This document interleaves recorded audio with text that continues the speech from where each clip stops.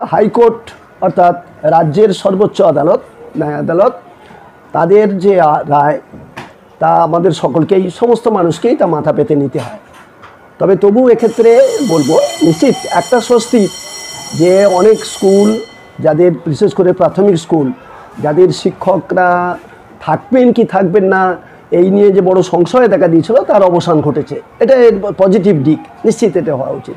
তার সঙ্গে সঙ্গে আমার বিবেক বলে, আমরা এ পর্যন্ত তো জেনে গেছি যে আমাদের এখানে দুর্ভাগ্যবশতই বলি যে অনেক অযোগ্য মানুষ তারা এই শিক্ষকতার চাকরি পেয়ে গিয়েছিলেন বা করছিলেন।